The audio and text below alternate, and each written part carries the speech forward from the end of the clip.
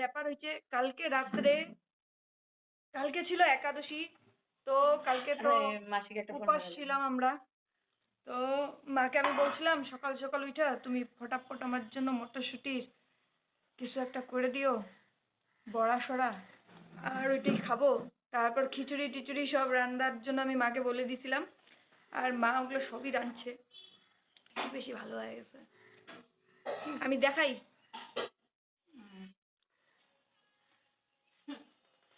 এই জায়গা হচ্ছে খাওয়া পুরা, এই জায়গায় মাসিও বসেছে। মা মুখ দেখি। তো আমার একটা পার্সেল আসছিল, আমি যে পার্সেলটা নিয়ে আসলাম, ঠিক আছে। দাম তো বেশি নিয়ে নিছে, কিন্তু আমি ভাবছিলাম এটা একটা শ্যাম্পু আর কন্ডিশনার আছে, বাট ওইটা না। ওইটা তিনটা অর্ডার দেওয়া ছিল আমার, দাদার আর দিদির। কিন্তু এখন এটা যে কি আসছে, আমার মার রিয়াকশনটা দেখবা। মানে আমার কাছে পয়সা নেই, বাট আমি যেভাবে টাকা উড়াইতেছি মানে কি দরকারি জিনিসই আনতেছি, তাও মানে যেভাবে টাকা খরচ হইতেছে মনে হইতেছে আমি কোটিপতি। পয়সা না মাম। আমি এখন আমার পার্সেলটা খুলবো, আর এটা তো আমি বুঝে গেছি এটা কি, আর এটা কোনো শ্যাম্পুটা না। মার কাছে কালকে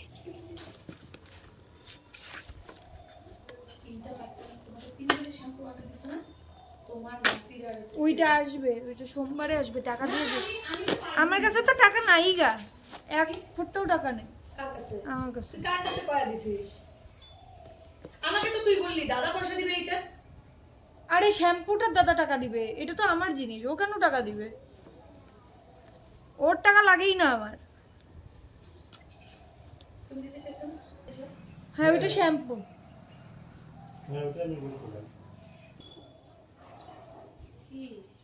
এটা দাড়ি উঠানোর মা। ও ব্যাটারি ঢুকাইতে হবে, এটা ব্যাটারি ঢুকাইতে হবে পিছনে, তারপর এটা চলবে, তারপর দাড়ি কাটবে। তোমার শরীরটা প্রচণ্ড খারাপ লাগতেছে, ঠিক আছে, জানি না, মানে একটু উঁচুক উঁচুক ঢেক আসতেছে। তারপর এতক্ষণ তো শুয়েছিলাম, এখন আমার দিদু একটু খাওয়াই দিবে, খাওয়ার তো একটুকু ইচ্ছা নাই, তারপরও খাওয়াই দিবে বলতেছে, খাওয়াই দিই। তো আমি বললাম এত যদি চাইতে ইচ্ছা তাহলে খাওয়াই দাও। কাপড়ের অবস্থা দেখতে পাচ্ছো গাইস, আমি যদি কাজ না করি আমার ঘর কিরকম থাকে। আমার শরীর খারাপ, একটু চুমা দিয়েছে, গলা ধরে দে।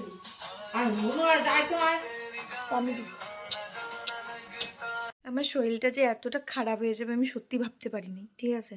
আর বিছানার থেকে তো আমি উঠতেই পারতেছি না। তো বসে বসেই আমি ভাবলাম কি করা যায়, তো খাতা বই বের করলাম, মানে কপি বের করলাম, অ্যান্ড আমার যেগুলো লিস্ট করা ছিল অল্প স্বল্প জিনিস, ওগুলাই আমি কাভার করতেছি, কি কি দরকার আছে বিয়েতে।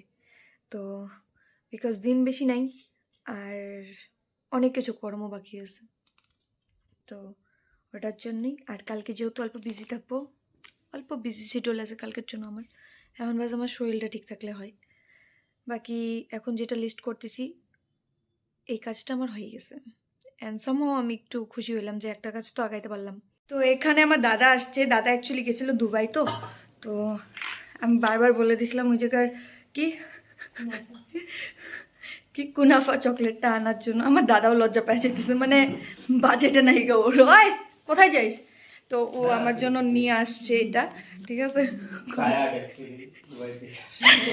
দুবাই থেকে আইসাই মানে আমার বাড়িতে নামছে, তো ও সত্যি মানে টায়ার্ড, একটু শরীরও বেশ ভালো না, ঠিক আছে।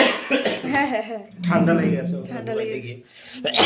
তুই এইটা দেখছিলি ওই যে কি বলে বুর্জ খলিফাটা দেখছিস? ওটার উপরে উঠছিলি? হ্যাঁ উঠছিলি? ওটার উপরে ওঠা যায় নাকি? আমি জানতাম না। যায় উঠা যায়। এই যে আর এই চকলেটগুলো আনছে ওই জায়গার থেকেই, ঠিক আছে। তো আমরা এখন ট্রাই করব, দেখি কিরকম হয়। এটা রোজের পেটেলস আছে, নিরামিষ সবই, একটা গিফট আছে, সবই নিরামিষ। তোর জন্য একটা গিফট আছে, আমার জন্য গিফট, এটা সারপ্রাইজ।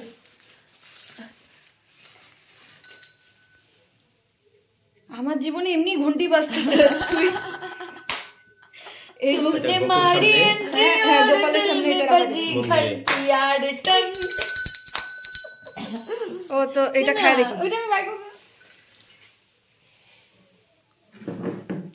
এটা কোন তো এখন রাত্রেবেলা আমি চলে আসছি ওর ঘরে, মানে আমার চুলে এরকম জটা ধরছে আর আমি তো এটাকে ছাড়াইতে পারতেছি না, আর শরীর তো কাজে দিতেছে না। সাজন জি ঘর আয় এইটার চেষ্টা হয় পেনি আছে তো এখন হচ্ছে জামা কাপড় মানে কুর্তা বানাইতে দিতে লাগবে, তো ওনাকে ডাকা হয়েছে, এখন সবার মাপ নিবে, ভাইগুলো আসছে। বইলে দে তোর দিদির বিয়ে আছে ওদের ওদের হইতেছে কার বিয়ে হইতে তো পরে জানা যাবে। এইটার চেষ্টা কত আর ওরা এমনি চেষ্ট করতে और আছে 20 তো এই জায়গায় এসে পড়ছে সবাই, স্পন্সর করতেছে তাকে বিয়াতে কি গ্রিন বিয়েতে আরেকজন মোবাইল টিপছে আইসা। এখন একটু আমার শরীরটা ভালো লাগতেছে এগুলো দেখা। এটা কি রে? আমার শরীর খারাপ, আমি বলছি ওকে ফোন করে, তারপরে ও দৌড়াইতে দৌড়াইতে আমাকে দেখতে আসছে। কিছু তো নাই তো আমাদের সব রাতের কাজ হয়ে গেছে আর আমি এই জায়গায় ফ্রেশ হয়ে গেছি, আর এই জায়গায় ও ঘুমিয়ে পড়ছে, আর এই জায়গায় ভাই সবাই শুয়ে পড়ছে। তো বহুত রাত্রি হয়ে গেছে, এখন আমিও ঘুমিয়ে পড়বো। তো আজকের ভিডিও এতটুকুই রইলো। সবার যদি ভালো লাগে থাকে দেন প্লিজ, আমার বান্ধবী দেখতেছে, then please subscribe to my channel. Thank you, tata, bye by.